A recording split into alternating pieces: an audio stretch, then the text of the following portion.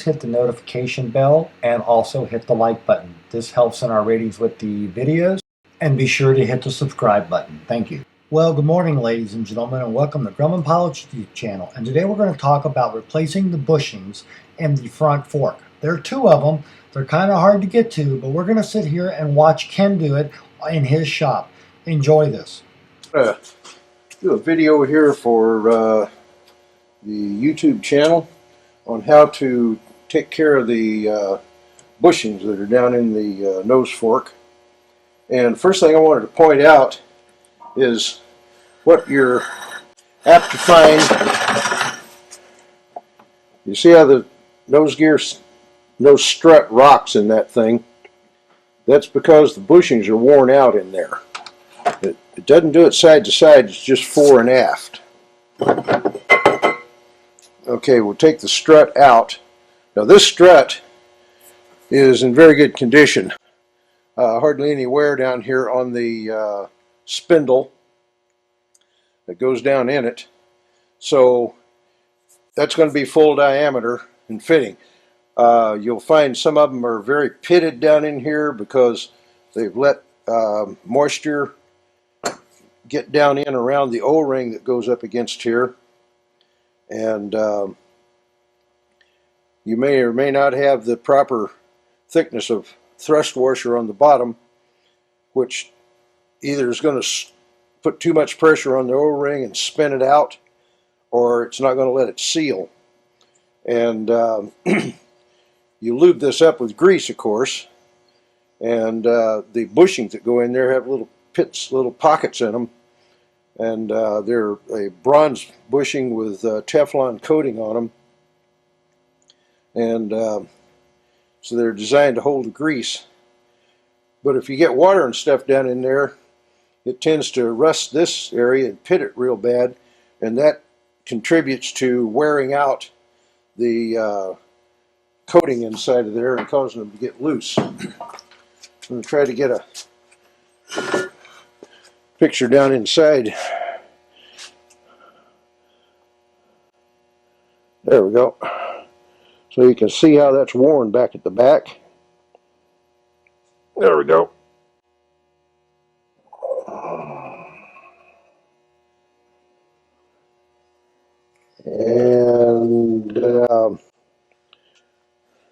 And it's also going to be worn toward the front side at the bottom.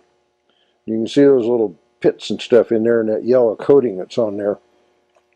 When that gets worn out, these things have to be replaced.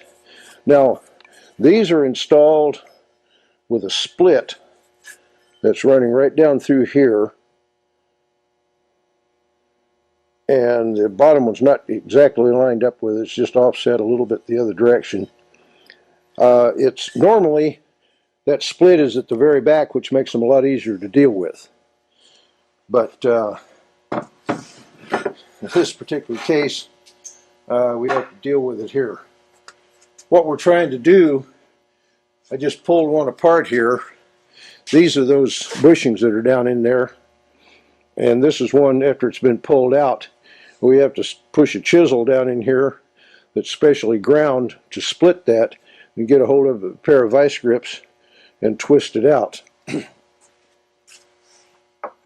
I went over there, the splits were absolutely in the front, and it was really difficult to work with. So I'm going to try to do this one and get it on video here. This is the the special ground chisel.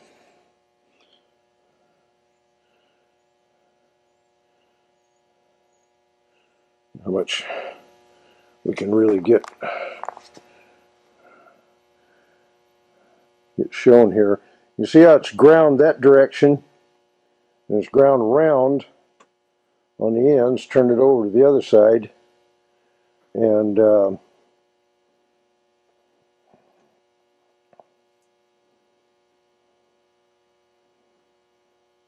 then looking at it straight from the end, if you can see that, it's curved. This backside is ground round this way, and The whole objective of this is so it goes in there and catches that split, pushes down in through there, and I polish this thing actually on the buffer, and it goes through there and doesn't gouge the aluminum. If you go in there with a regular chisel, it's just going to really gouge the crap out of the inside of this deal here.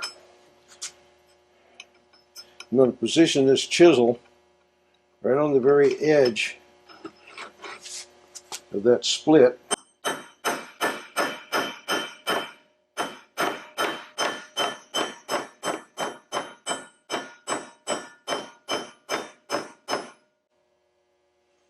Now,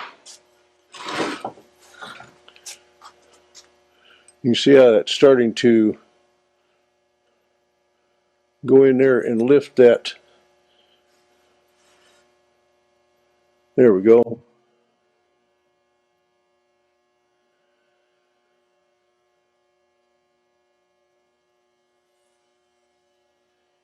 So we want to separate that all the way down.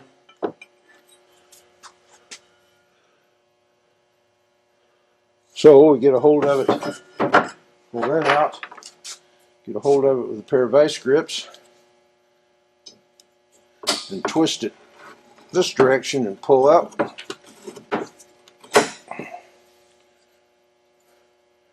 And we have one removed bushing right at the edge of the second one.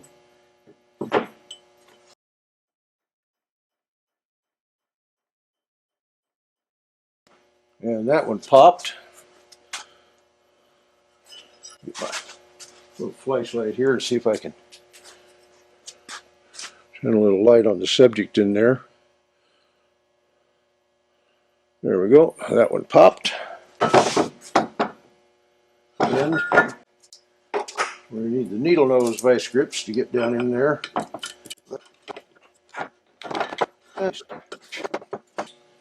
And the second one's out.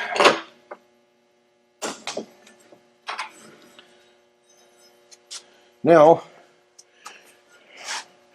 try to get some light down in here. There we go.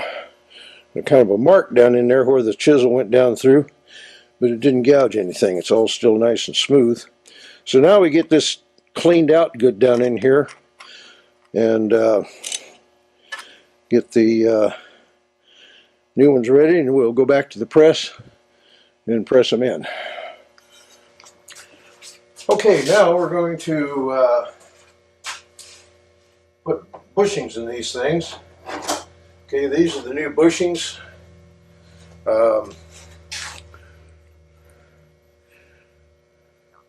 Again, they have that split we were talking about, and we're going to line that up so it's in the very back of the socket.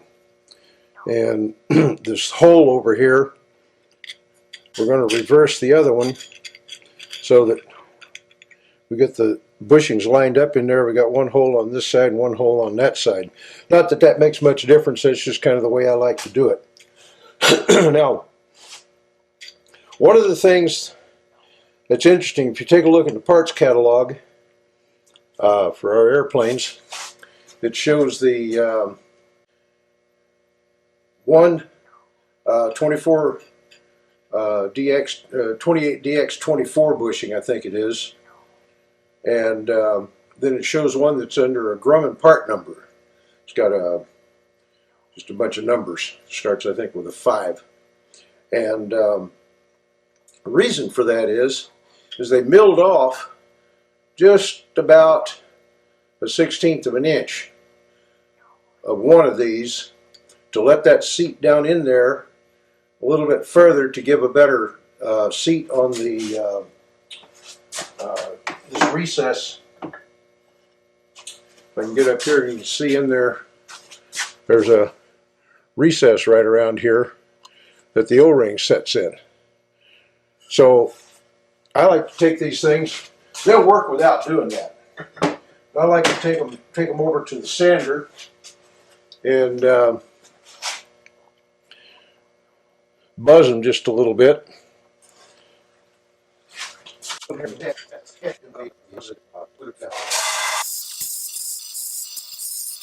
Okay, got one of them ground down. Get some calipers here and show you just how much I took off of there.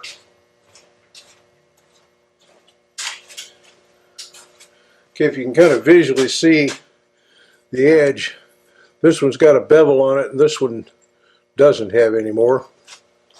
And the original is exactly 1.5 inches. And I've taken about 20 thousandths off of that. That should be ample. All you need is just a little bit. I'm putting that one in first, and then this one goes in second. And now, the tooling for this, I made this tooling up a number of years ago. Okay, this piece here, that's actually a piston from a brake caliper.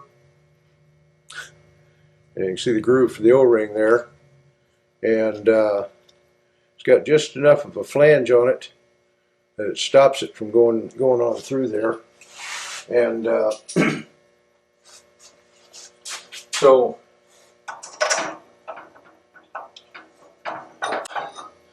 now, the way this thing works is this thing goes inside of the bearing, the bushing, and this big washer up on the top is catches it, so it presses the thing down in. This part goes up onto the press.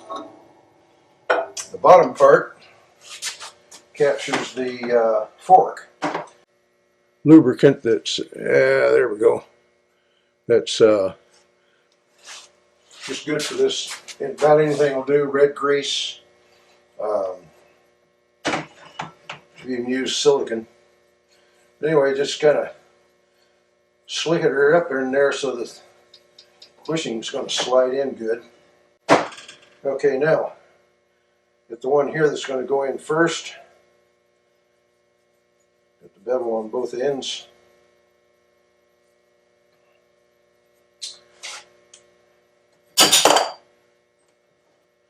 Okay, now this, you can see what's going on here. It sets back in there, and that sits on that. Now on the angle forks, you have to use this fixture. The old flat fork, and this is a good time to point this out. These are what's called a flat fork, or the original Yankee fork, and they're identifiable by the tow bar lug hole is parallel to the axle hole. And this is absolute 90 degrees from here to there. And where these are angled downward. So you got your vertical here. That's about a 5-degree angle, if I remember right, going down maybe 10. Anyway,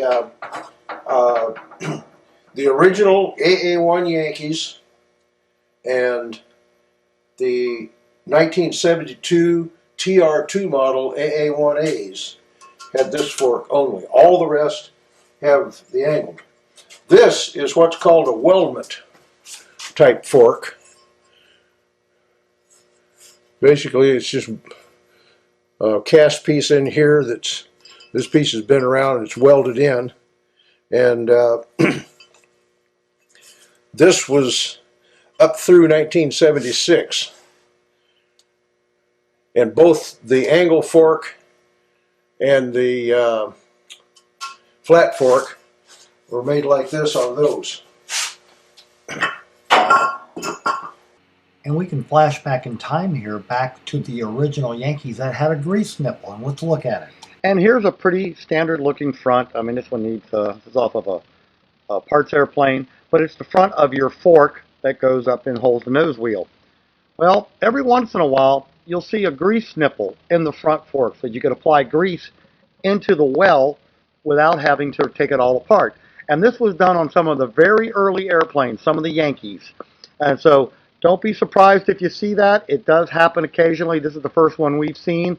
And this is, again, is a part we bought off of from a customer who was parting out an airplane. So if you see that little grease nipple, don't get all in a panic and think that somebody's illegally modified your aircraft. It was done by the factory on some of the very early airplanes. So there's a little piece of useful information for you. This is the cast fork. Came out in 1977 and followed all the way through the latest production of Tigers, and will again if they ever get them back into production.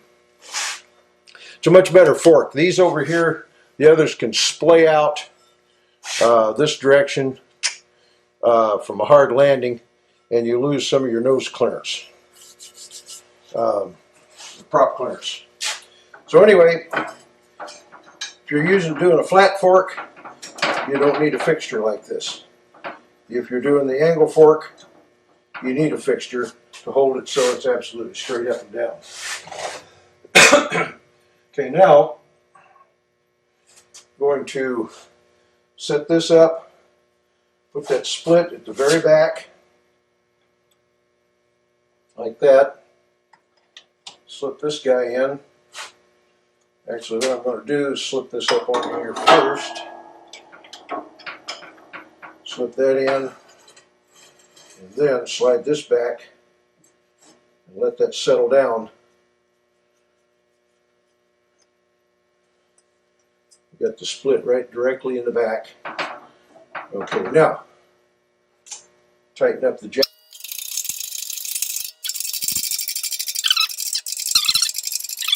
Outside diameter of that washer is just perfect to slide in through that so we get down to the point that we actually bottom out.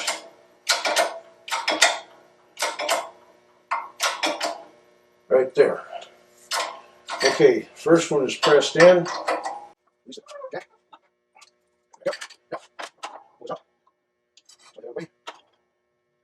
Get this one rotated.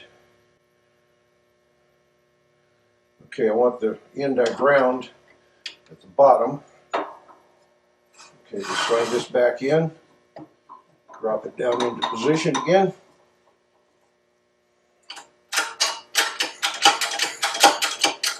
Let's see, actually I should put just a little more lube on that.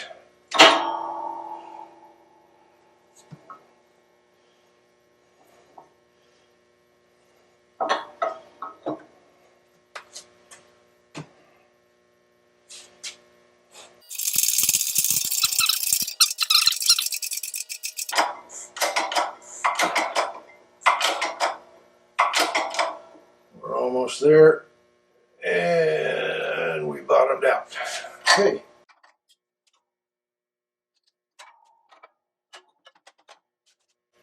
And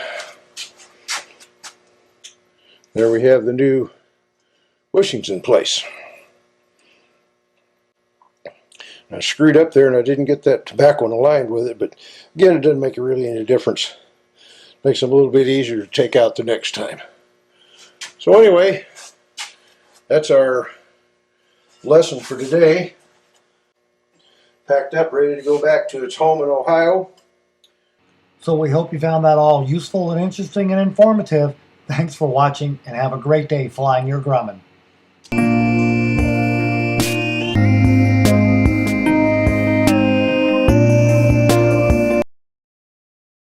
And in addition, there's a little treat about 3 o'clock in the morning when I'm doing web work and other stuff. Here's my cat coming down, playing with a mouse and meowing and just having a good time with me in the wee hours of the night. So I thought I'd throw this into you as a little treat. Y'all please enjoy.